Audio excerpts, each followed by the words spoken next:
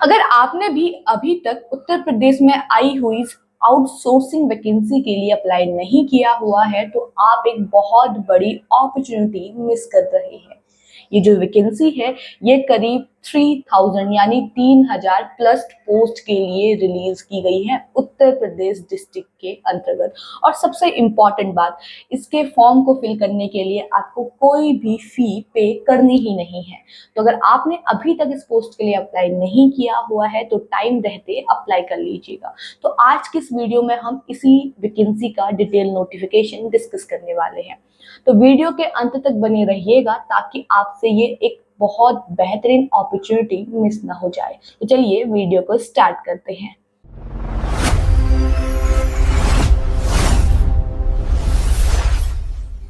तो कैंडिडेट्स, ये जो वैकेंसी है ये आई हुई है Uttar Pradesh state rural livelihood mission यानी उत्तर प्रदेश ग्रामीण आजीविका मिशन के अंतर्गत, जो कि एक आउटसोर्सिंग वैकेंसी रहने वाली है। ये आपको यहाँ पे दिख रहा होगा, ठीक है, Uttar Pradesh state rural livelihood mission के अंतर्गत UPSRLM। इसके अंतर्गत ये वैकेंसी रिलीज की गई है। 12 जून को ये वैकेंसी रिलीज कर दी गई थी, जो कि रहने वाली है आउटसोर्सिंग वैकेंसी। और ये जो वैकेंसी है ये डिस्ट्रिक्ट लेवल और ब्लॉक लेवल के लिए रिलीज की गई है, ठीक है। ये जो रिक्रूटमेंट है ये डिस्ट्रिक्ट लेवल और ब्लॉक लेवल के लिए रिलीज किया गया है, जिसके अंतर्गत जो पोस्ट है वो भी डिस्ट्रिक्ट लेवल और ब्लॉक लेवल के लिए रहने वाली है। अलग अलग पोस्ट रहने वाली है। 3000 प्लस वैकेंसी इसके लिए रिलीज की गई है। और फॉर्म फिल करने के लिए आपकी जो मिनिमम एज है वो 21 ईयर्स है एंड मैक्सिमम एज जो है वो 50 ईयर्स है यहाँ पे, ठीक है। तो 21 से 50 साल के बीच में अगर आप हैं तो आप इसके लिए आवेदन कर सकते हैं और कोई भी फी आपको पे नहीं करनी है, तो आवेदन कर लीजिएगा। अब चलिए एक एक करके सारी चीजों के बारे में समझते हैं, ठीक है। और मैं आपको बता दूं कि इसके फॉर्म फिल करने की लास्ट डेट जो है आपकी वो 1 जुलाई रहने वाली है। ये भी आप ध्यान में रखें कि 1 जुलाई के बाद आप इसके लिए आवेदन नहीं कर सकते, तो अभी भी कुछ दिन बचे हुए हैं। आप इसके लिए टाइम रहते फॉर्म फिल कर लीजिएगा। अब हम पोस्ट डिस्कस करेंगे कि कौन कौन सी पोस्ट इसके लिए रहने वाली है, ठीक है। 12 जून से आपके आवेदन स्टार्ट हो चुके हैं। 1 जुलाई आपकी लास्ट डेट रहने वाली है। तो अगर आपने अभी तक आवेदन नहीं किया है तो आवेदन कर लीजिए। अब डिस्कस कर लेते हैं आपकी पोस्ट। तो सबसे पहले बात करेंगे हम डिस्ट्रिक्ट लेवल के लिए, फिर हम बात करेंगे ब्लॉक लेवल के लिए। तो डिस्ट्रिक्ट लेवल के लिए अलग अलग पोस्ट इसके अंतर्गत रिलीज की गई है। पहली रहेगी डिस्ट्रिक्ट मिशन मैनेजमेंट यूनिट के अंतर्गत, जो रहेगी आपकी डिस्ट्रिक्ट लेवल पोजीशन, ठीक है। तो ये रही डिस्ट्रिक्ट लेवल पोजीशन, जिसके अंतर्गत पहली है डिस्ट्रिक्ट मिशन मैनेजर, जिसके लिए पोजीशन ये रहेंगी आपकी, जिस अलग अलग कैटेगरी के लिए वैकेंसी रिलीज की गई है। 4 वैकेंसी टोटल यहाँ पे रहने वाली है। एजुकेशनल क्वालिफिकेशन भी उसी के साथ मेंशन की गई है, जिसके लिए यहाँ पे जैसे आपको दिख रहा है डिस्ट्रिक्ट मिशन मैनेजर के लिए आपको MSW यानी मास्टर ऑफ सोशल वर्क या MA, MSc in rural development, sociology, development studies, बहुत सारी है इसमें।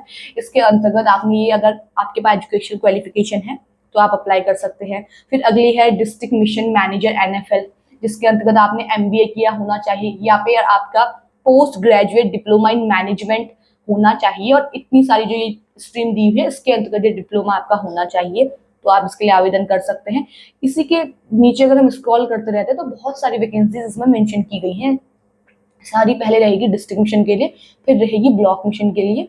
एंड हर किसी वैकेंसी के लिए जो आपकी एजुकेशनल क्वालिफिकेशन है वो अलग अलग मांगी गई है। वैकेंसी भी अलग अलग रहने वाली है। तो जिस भी पोस्ट के लिए आप आवेदन करना चाहते हैं देख लीजिए, आपके पास अगर एजुकेशन क्वालिफिकेशन है तो इसके लिए आप आवेदन कर सकते हैं, ठीक है। ये आपकी पूरी रहेगी, यहाँ तक की जो वैकेंसीज हैं ये रहने वाली है आपकी डिस्ट्रिक्ट लेवल की। इसके बाद हम नीचे स्क्रॉल करते हैं तो फिर हमें ब्लॉक लेवल मिशन के लिए जो ब्लॉक लेवल पोजीशन है उसके लिए यहाँ पे आपको जो वैकेंसी है वो देखने को मिलेगा। यहाँ पे भी सबकी एजुकेशनल क्वालिफिकेशन जो है वो अलग अलग रहने वाली है, जिससे यहाँ पे आप देखिए ब्लॉक मिशन मैनेजर के लिए आपसे ग्रेजुएशन मांगी गई है कि अगर आप ग्रेजुएट हैं तो आप अप्लाई कर सकते हैं। 104 वैकेंसी इसके अंतर्गत रिलीज हुई है। फिर ब्लॉक मिशन मैनेजर NFL के अंतर्गत अगर आपने BBA किया हुआ है, BA इकोनॉमिक्स किया हुआ है, BSc hotel management, fashion technology, BVOC from और रिकॉग्नाइज्ड इंस्टीट्यूट और टेक्नोलॉजी, तो आप यहाँ पे अप्लाई कर सकते हैं। ऐसे ही यहाँ पे भी ब्लॉक मिशन के लिए या ब्लॉक लेवल के लिए भी यहाँ पे वैकेंसी रिलीज की गई है, अलग अलग पोस्ट। तो जिसके लिए भी आप आवेदन करना चाहते हैं आवेदन कर लें। अच्छी खासी वैकेंसीज यहाँ पे रिलीज हुई हैं।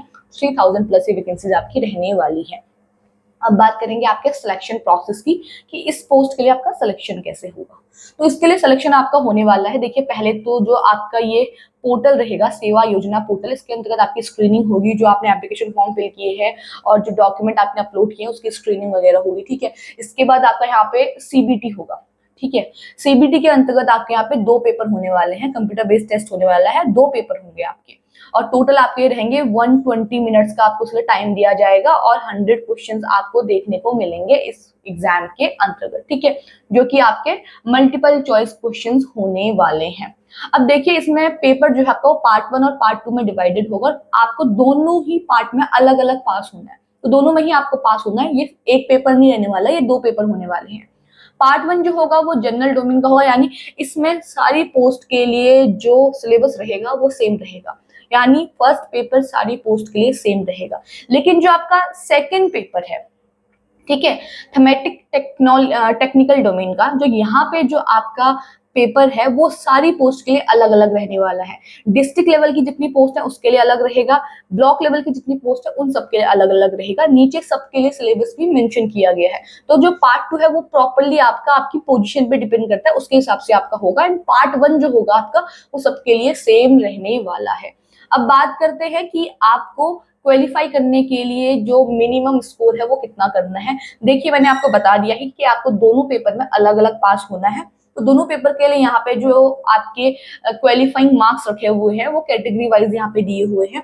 पहले बात करेंगे जनरल के लिए, तो जनरल कैटेगरी को यहाँ पे 50 मार्क्स आपके रहने वाले हैं एक पेपर के, ठीक है। डोमेन जो आपका जनरल डोमेन है वो पार्ट 1 जो है वो भी 50 मार्क्स का रहेगा, पार्ट 2 भी आपका 50 मार्क्स का रहेगा। तो आपको दोनों में से 50-50% लेके आने हैं, यानी 25 मार्क्स आपको लेके आने हैं आउट ऑफ 50, ठीक है। जनरल वालों को मिनिमम क्वालिफाइंग मार्क्स रखे गए हैं 50%। पेपर जो है दोनों टोटल मिला के 100 नंबर के होने हैं, ये भी मैं आपको बता दे रही हूँ। तो आपके लिए मिनिमम क्वालिफाइंग मार्क्स रहेंगे दोनों एग्जाम्स में, वो रहेंगे 50% जनरल वालों के लिए। अब बात करेंगे ईडब्ल्यूएस के लिए, ठीक है। ईडब्ल्यूएस के लिए और अदर जो कैंडिडेट्स हैं उनके लिए यहाँ पे रखे गए हैं 45% मार्क्स आपको लेके आने हैं दोनों पेपर्स में, ठीक है, मिनिमम क्वालिफाइंग मार्क्स हैं। अदर्स में आपका यहाँ पे आ जाएगा ओबीसी और जो आपके हैं वो वाले कैंडिडेट्स उनको भी 45% मार्क्स ही लेके आने हैं। उसके बाद जो एससी और एसटी वाले कैंडिडेट्स हैं उनको यहाँ पे 40% मार्क्स लेके आने हैं दोनों एग्जाम्स में, ये आपके मिनिमम क्वालिफाइंग मार्क्स रहने वाले हैं। उसके बाद नीचे सिलेबस दिया हुआ है, देखिए पार्ट 1 सबका सेम रहने वाला है, तो सबका सिलेबस सेम रहेगा जो यहाँ पे मेंशन किया गया है, तो यही आपके एग्जाम में भी आना है। इसके बाद जो आपका पार्ट 2 रहेगा वो हर किसी पोस्ट के लिए अलग अलग रहेगा, मैं पहले आपको बता चुकी हूँ, यहाँ पे मेंशन किया हुआ है, देखिए पहले दिया हुआ है डिस्ट्रिक्ट लेवल टेक्निकल डोमेन, तो डिस्ट्रिक्ट लेवल के अंतर्गत जितनी पोस्ट है उनके लिए सिलेबस देखने को मिलेगा आपको। नीचे आप स्क्रॉल करते जाएंगे तो आपको ब्लॉक लेवल के लिए यहाँ पे देखने को मिलेगा, जैसे अगर मैं नीचे स्क्रॉल करते रहती हूँ एक वक्त बाद आपको यहाँ पे ब्लॉक लेवल के लिए देखने को मिल जाएगा। देखिए यहाँ से आपके लिए ब्लॉक लेवल के लिए दिया हुआ है, तो अगर आप डिस्ट्रिक्ट लेवल के लिए अप्लाई कर रहे हैं तो आप ऊपर का सिलेबस देख सकते हैं, नीचे ये सिलेबस जो है ये ब्लॉक लेवल के लिए, तो जिस भी पोस्ट के लिए आप आवेदन करना चाहेंगे उस हिसाब से आप यहाँ पे देख सकते हैं, ठीक है। और यहाँ पे जो आपका डेटा एंट्री ऑपरेटर है या MIS असिस्टेंट है उनको यहाँ पे कंप्यूटर टेस्ट भी देना है, कंप्यूटर टेस्ट में आपका क्या पूरा रहेगा, स्टैंडर्ड्स क्या रहेंगे वो यहाँ पे दिए हुए हैं, वो भी मेंशन किए हुए हैं, तो वो भी आप यहाँ पे देख सकते हैं। तो जिस भी पोस्ट के लिए आप आवेदन करें उसका सिलेबस देख लें, 2 पेपर आपके होने हैं, सीबीटी होंगे यानी ऑनलाइन आपका एग्जाम होना है, उस हिसाब से आप यहाँ पे देख सकते हैं। 1 जुलाई आपकी लास्ट डेट रहने वाली है आवेदन करने की, तो 1 जुलाई से पहले पहले आप यहाँ पे आवेदन कर लीजिएगा टाइम रहते हुए। आउटसोर्सिंग वैकेंसी ये रहने वाली है, मैं आपको पहले ही बता दूं, ठीक है। तो यहाँ पे आपको जो नीचे पोर्टल आपको यहाँ पे दिया हुआ है, इस पोर्टल में आपको रजिस्टर करना है, सेवा योजना पोर्टल जो है आपका, इसी के अंतर्गत आपको यहाँ पे रजिस्टर भी करना है, तो इसी के थ्रू आप यहाँ पे आवेदन कर पाएंगे। और ऊपर भी आपका ये मेंशन किया हुआ है, एक मिनट अगर हम यहाँ देखें तो यहाँ भी आपका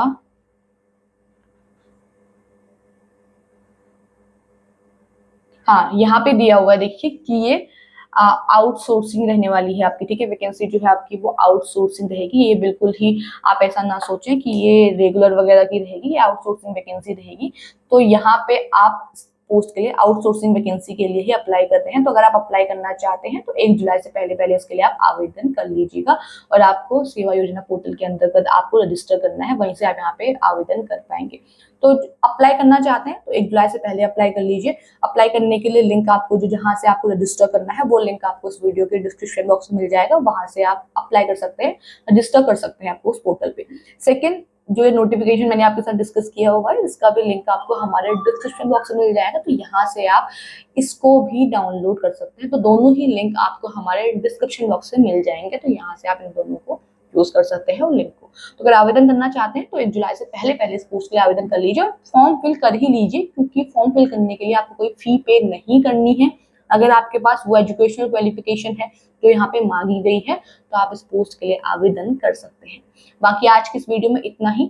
ऐसे ही गवर्नमेंट जॉब से जुड़ी हुई जितनी भी इंफॉर्मेशन आती हैं उनसे कनेक्ट रहने के लिए आप हमारे चैनल को जरूर सब्सक्राइब करें। और अगर आपको ये वीडियो पसंद आई तो इसे लाइक एंड शेयर कीजिएगा। बाकी मिलते हैं एक नई वीडियो में एक नई अपडेट के साथ, तब तक के लिए धन्यवाद।